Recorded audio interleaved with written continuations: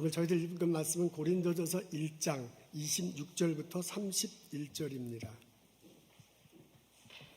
고린도전서 1장 26절부터 31절. 형제들아 너희를 부르심을 보라. 육체를 따라 지혜로운 자가 많지 아니하며 능한 자가 많지 아니하며 문볼 좋은 자가 많지 아니하는도다.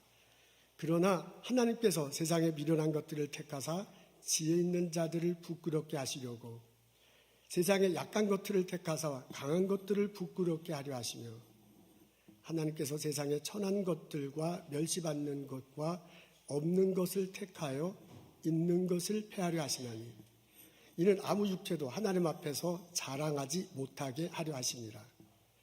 너희는 하나님으로부터 나서 그리스도 예수 안에 있고 예수는 하나님으로부터 나와서 우리에게 지혜와 의로움과 거룩함과 구원함이 되셨으니 기록된 바 자랑하는 자는 주 안에서 자랑하라 함과 같게 하려 함이라. 아멘.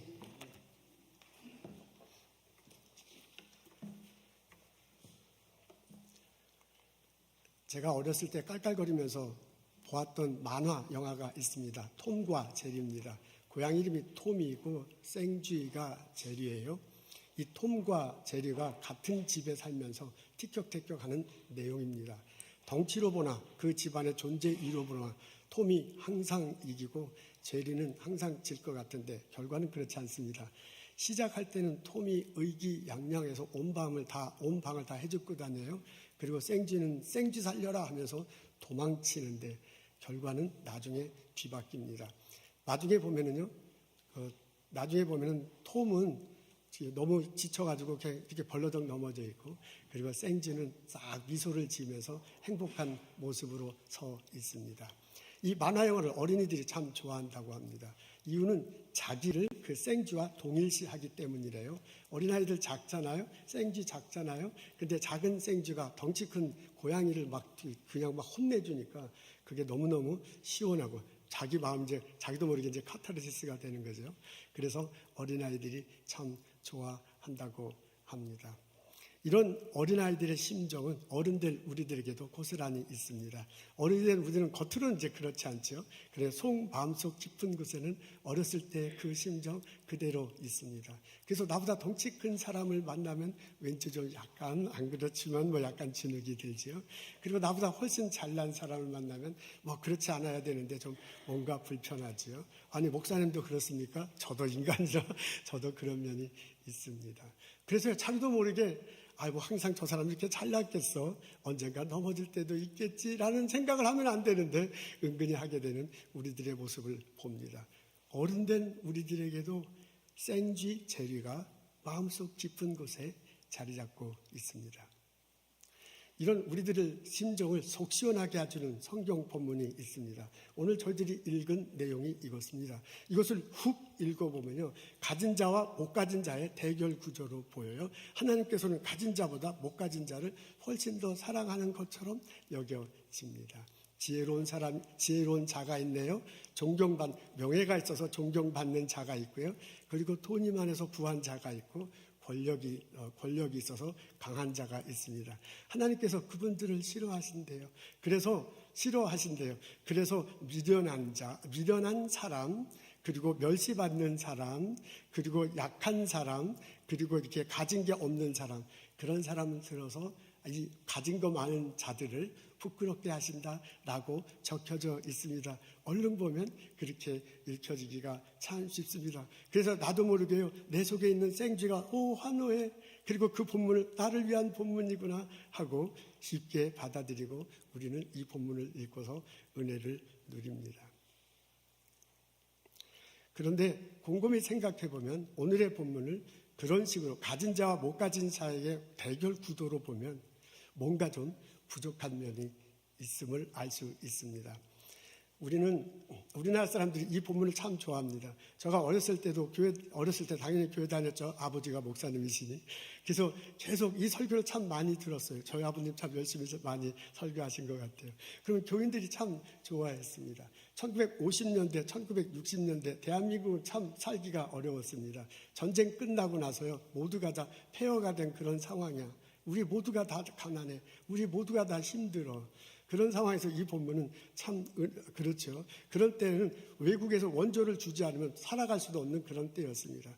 그렇게 힘든 생활에 빠졌을 때 교우들에 와서 이 본문을 읽으면 그냥 본문만 읽어도 힘이 되는 거예요. 본문만 읽어도 소망이 됩니다. 나는 약한 사람이야. 나는 힘없는 사람이고 가진 것 없는 사람이야. 하나님께서 나를 사랑하시는구나. 나에게 복을 주시는구나. 받아들이는 거지요. 그리고 우리는 큰 은혜를 받았습니다. 시간이 흘렀어요. 40년, 50년 시간이 흐르는 지금 대한민국은 완전히 바뀌었죠. 대한민국은 경제 대국 중에 하나입니다. 세계 경제 10위라고 하나요? 10위라고 하나요? 11위라고 해요. 우리 대한민국은 경제 대국이야. 미국에 사는 우리들이 한국 가면 깜짝깜짝 놀라요. 미국 훨씬 더 우리보다 잘 사는 것 같은 생각이 들어 미국 촌놈 같구나라는 소리를 듣기 쉬운 상황이 됐습니다. 그럼 곰곰이 생각해 볼 때 대한민국 이렇게 잘 살아야 되는데 그렇다면 하나님께서는 더 이상 대한민국을 마음속에 품지 않는 건가? 라는 그런 질문이 생깁니다. 저희들은 전 세계에서 가장 부유한 나라 미국에서 살고 있습니다. 그 중에서도 보스턴에 살고 있어요. 미국 도시 중에서 보스턴이 갖는 그 안정적인 이런 면들이 있잖아요.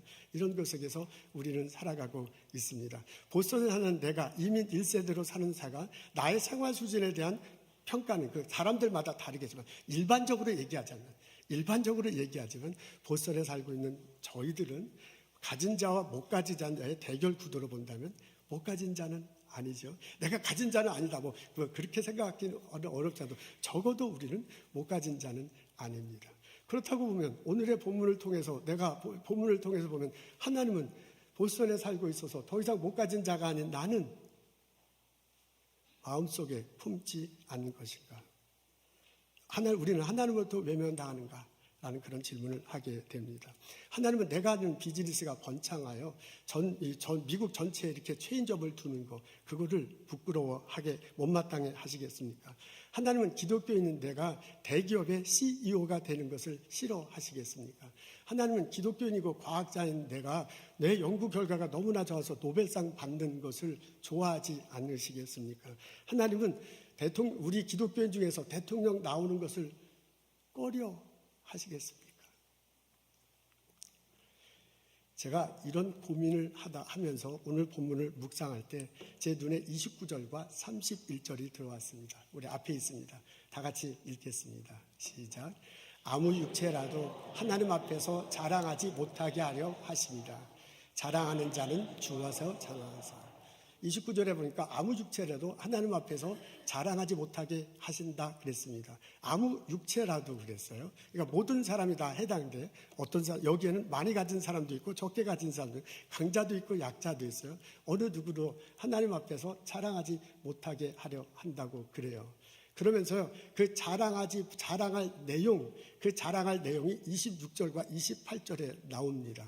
그 것들은 대체로 지혜가 많다. 계속 명예가 있어서 다른 사람에게 존경받는다. 내가 부가 많은 거죠. 계속 가진 거 있고요. 권력이 있어서 강한 자처럼 여겨지는 그런 것들이에요. 그런 것들을 하나님 앞에서 자랑하지 못하게 하신다라고 이렇게 적혀 있습니다. 근데 그 26절 앞에 보면 육체를 따라 생기는 것들이라는 그런 표현이 나왔어요. 그래서 26절 앞에 있는 육체를 따라 생기는 것이라는 그 문구하고요. 이 아무 육체라도 합쳐서 하자면 이렇습니다. 바울이 말하는 건 이런 거예요. 아무 육체라도 육체를 따라 생기는 것들을 하나님 앞에서 자랑하는 것을 싫어하지 않는다. 그런 뜻입니다. 육체라는 단어가 나오니까 좀 얼른 다가오지 않는데요. 바울이 사용하는 용어예요. 그 바울이 사용하는 용어를 우리식으로 표현하자면 이런 거예요.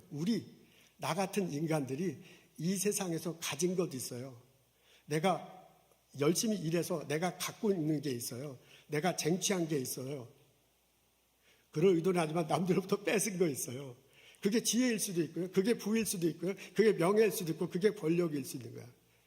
내가 세상에서 가진 것, 육체로부터 얻은 것, 이것들을 하나님 앞에서 자랑하는 것, 하나님께서 싫어하신다라는 그런 내용입니다. 그러면서 바울이 가르치고요. 하나님 앞에서 자랑할 것이 있대요. 그게 31절에 자랑하는 자는 주 안에서 자랑하래. 그래서 29절과 31절을 이렇게 연결시켜서 말하면 주 안에서 자랑할 것들을 바울이 말해줘요. 그게 30절에 나와요.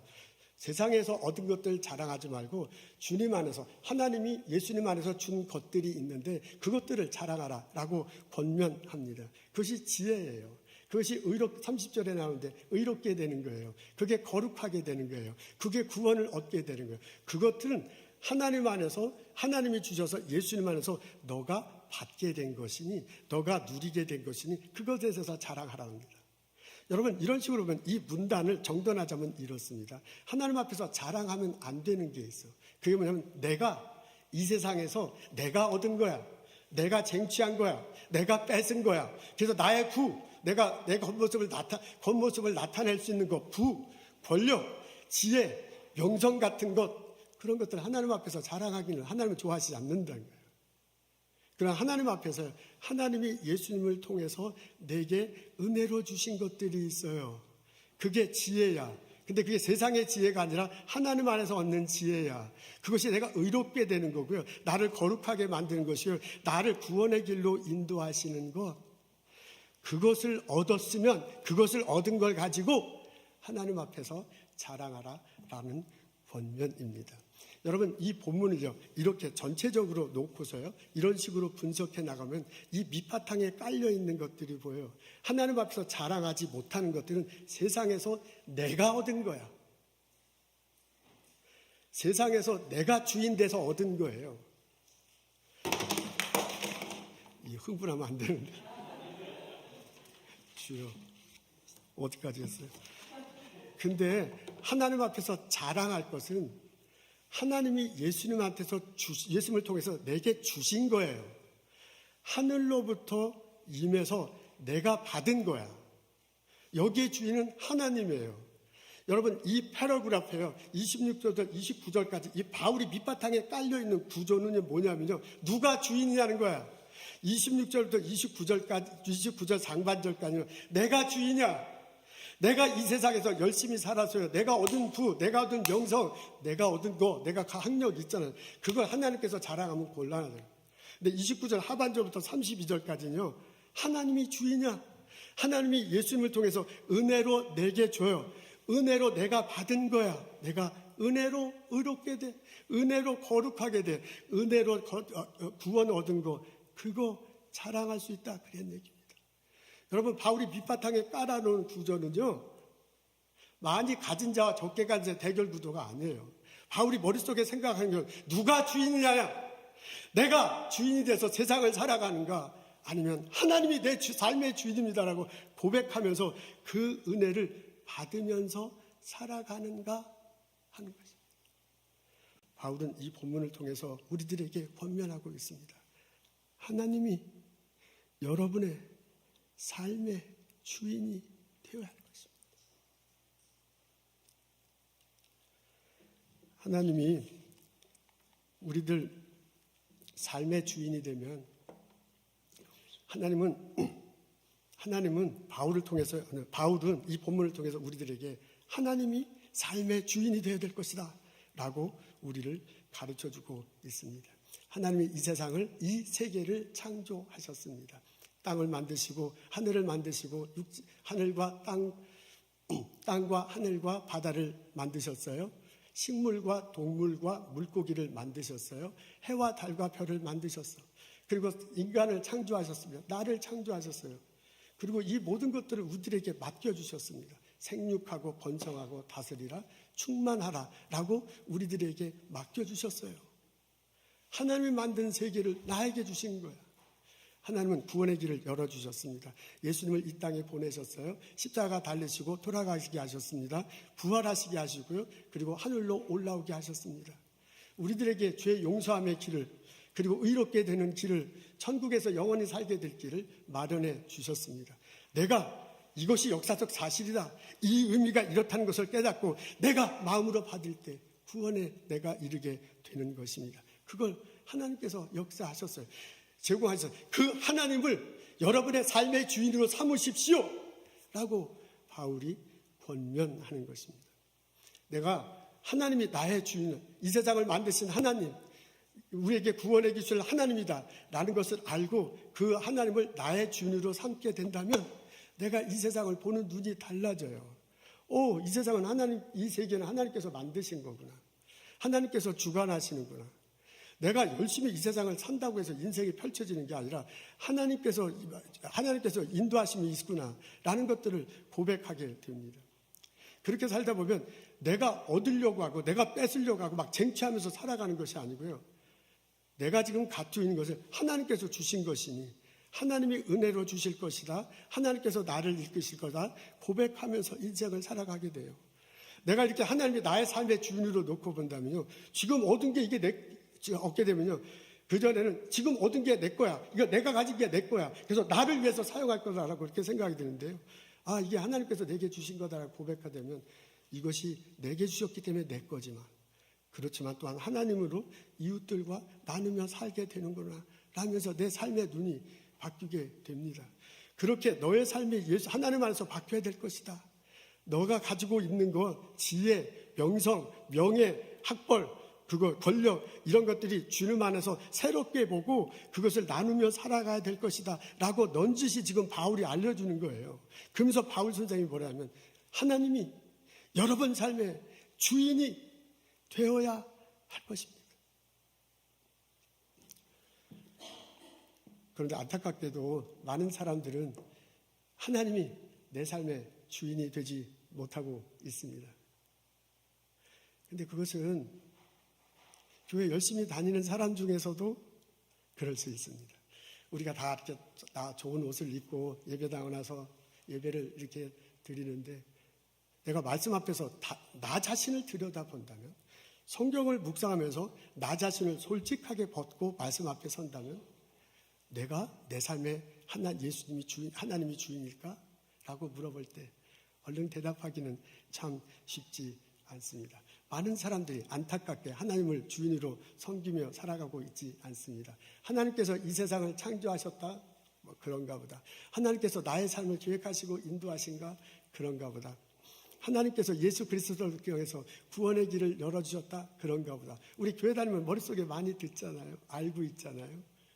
근데 그것과 나의 삶은 참 다르게 살아갈 때가 참 많아.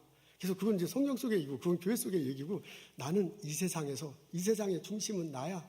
그래서 내가 이 세상에서 어떻게 하든지 얻으려고 하고, 어떻게 하든지 가지려고 하고, 안 되면 뺏을 거고, 안 되면 상대방이 죽더라도, 마음에 상처를 얻더라도, 쓰러지더라도, 죽더라도 상관없어. 내가 가져야 돼. 그런 것들이 나의 삶의 겉모습으로 생각하고 살아가는 사람들이 참 많습니다. 그것이 곤란하다라고 바울이 말하는 거예요. 바울 선생님이요, 지혜 있는 자가 이렇게 명성을 얻는 자들이, 부를 가진 사람이, 권력이 있어서 강한 자들을 무조건 하나님이 싫어하신다. 그게 아닙니다. 내가 주인이다라고 이 세상에서 그런 걸 가지려고 하고요. 그것 때문에 사람들 앞에 굴림해, 그걸 가지고 사람들 앞에 자랑해, 그걸 가지고 교회 와서 하나님 앞에 자랑할 때 그것을 하나님께서 싫어하신다는 거예요. 그래서 오히려 약한 자들을, 오히려 미련한 자들을, 멸시하는 자들을, 없는 자를 들어서 그 사람들을 부끄럽게 하신다는 것입니다. 다시 정돈해서 말하자면 내가 주인 되어서 사는 삶, 그 사람은 곤란한 거다. 하나님 주인 돼서 사는 삶, 그 사람을 살아야 될 것이라고 권면하고 있습니다. 그렇다고 보면 오늘의 본문은 가진 자와 못 가진 자의 대결 구조로 보면 참 곤란합니다. 가졌는 자, 못 가졌냐는 별로 중요하지 않습니다. 오늘의 본문은 누가 주인인가요? 내가 하나님을 주인으로 삼고 있는가? 아니면 내가 주인인가? 하는 주인과 종의 관계 구도로 보아야 할 것입니다. 내가 하나님을 주인으로 삼고 있다면 많이 가졌어도 적게 가졌어도 문제가 되지 않습니다. 내가 하나님을 주인으로 삼고 있다면 명성을 얻든지 하지 않습니다. 하나님은 이런 나를 들어쓰시고, 하나님은 이런 나를 들어주시고, 하나님은 나를 축복하며 인도하실 것입니다. 하나님 앞에 자기 자신을 내려놓고 하나님을 주인 삼으면서 살아가는 나와 여러분 되시기를 소원합니다. 하나님이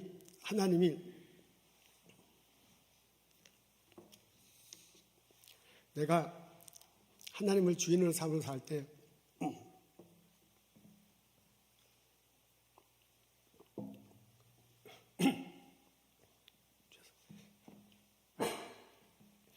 내가 하나님을 주인으로 삼으로 살아갈 때 하나님이 나의 삶에 오셔서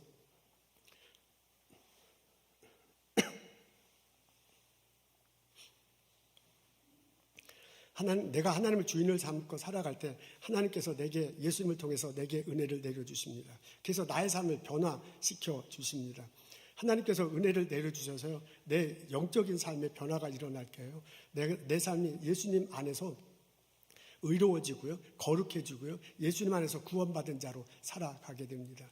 내가 하나님을 주인으로 삼게 되면 예수님 안에서 하나님이 은혜를 내려주셔서요, 나의 삶 속에, 나의 인격 속에 변화를 일으킵니다.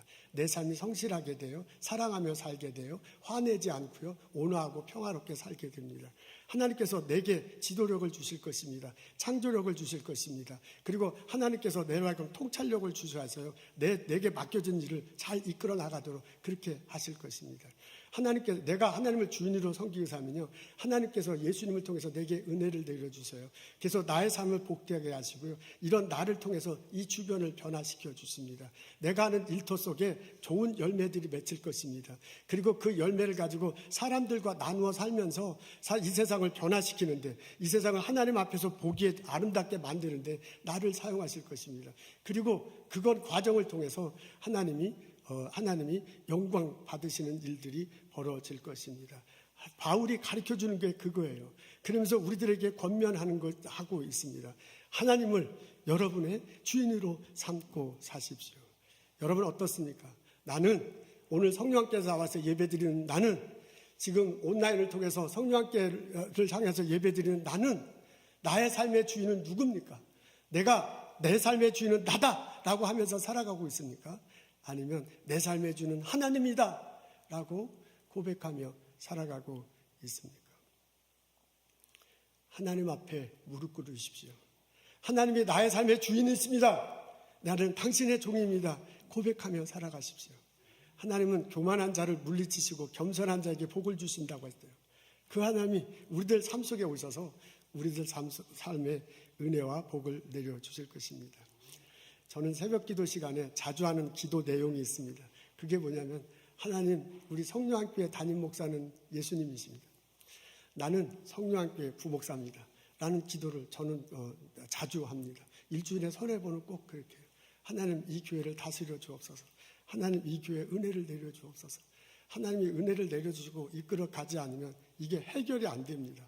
라고 부르짖으며 기도합니다. 그럴 때마다 내 마음속에, 그리고 내가 합니다. 하나님이 이 교회 담임 목사이시고 나는 부목사입니다. 하나님이 주시는 비전대로, 하나님이 이끌어 가시는 대로 나는 살겠습니다. 나는 그렇게 자주 기도합니다. 여러분 가정의 주인은 하나님이 되어야 할 것입니다. 여러분 일터의 주인은 하나님이 되어야 될 것입니다. 여러분들이 일하는 병원과 약국, 여러분이 일하는 연구소, 학교, 여러분의 회사원들의 주인은 하나님이 되어야 될 거예요. 여러분 내일 아침에 들어가서요, 그 일터에서 일하기 전에 기도하십시오. 하나님, 이 일터의 주인은 하나님이십니다. 나는 하나님 이끌으신 대로 하겠습니다. 여러분 학생들 가르치기 전에 교실 안에서 마음속에 기도하십시오. 이 교실의 주인은 하나님이십니다. 하나님이 인도하신 대로 나는 가르치겠습니다. 여러분 연구소에서요, 여러분 가정에서 여러분 자녀를 놓고 축복하며 기도하, 하나님, 내가 이 자녀의 아버지가 아니야. 내가 이 자녀의 어머니가 아니야. 하나님이 주이시냐. 하나님이 원하는 대로 아버지 역할을 하고 하나님 말하는 대로 어머니 역할을 하겠습니다. 라고 고백하며 가정을 이끌어 가십시오. 하나님이 은혜를 내려주실 것입니다. 하나님이 축복하실 것입니다. 여러분 살다 보면 부족한 것 있어. 근데 하나님께서 하나님의 주인으로 삼을 때 하나님이 그 부족한 것을 채워주세요. 살다 보면 내가 약자가 돼갖고 막 비실비실할 때 있어. 그럴 때 하나님께서 나를 약한 것을 강하게 만들어 주십니다. 여러분 살다 보면 내가 많은 것이 가진 것 있게 될 때도 있어요. 그때 내가 하나님이 주인으로 삼다 고백하면 그 하나님이 내가 가진 것을 나누며 살도록 그렇게 나를 이끌어 가세요. 살다 보면 내가 강자인 때도 있어요. 그때 하나님께서 나를 교만하지 않고 겸손하게 만들어주면서요, 나를 통해서, 나의 리더십을 통해서 내 학교, 내 가정, 내 일터, 내 교회를 변화시켜줘. 하나님을 주인으로 삼고 살아가는 나와 여러분 되시기를 소원합니다. 하나님이 은혜 주실 것입니다. 하나님이 나를 변화시키고 나의 가정을 변화시키고 나의 일터를, 이 세상을 변화시켜 주실 것입니다. 그것을 체험하며 살아가는 나와 여러분 되시기를 주님의 이름으로 축원합니다. 모세는 120대까지 살았습니다. 모세 삶을 세 등급으로 나눈다고 미국 목사님들 설교를 들으면 자주 나와요. 40세, 40세, 40세. 그리고 그 삶을요, 명칭을 이렇게 부르더라고요. Somebody, Nobody, God's 얘기는 이렇습니다. 그 미국 목사님들이 자주 쓰는 예화예요. 예는 이렇습니다. 모세가 한 40대까지 어린 시절 왕궁에서 살았잖아요. 그 당시로 지중해 세계의 중심이에요. 거기서 이제 왕자로 살아갔습니다. 많이 배웠죠. 많은 것 볼 수 있었죠. 경험할 수 있었습니다. 풍족히 먹고 살 수 있었습니다. 나중에 청년이 되었을 때 이제 의식이 깨이기 시작해요. 자기와 같은 이스라엘 무리들이 어려움 당하는 것을 보게 돼요. 이 이스라엘 무리들을 이끌고 나가서 이스라엘을 건국하면 얼마나 좋을까 하는 그런 비전이 마음속에 생기기도 합니다. Somebody, 나는 애굽의 왕자야. 나는 많이 가졌어. 나는 무엇인지 할 수 있어.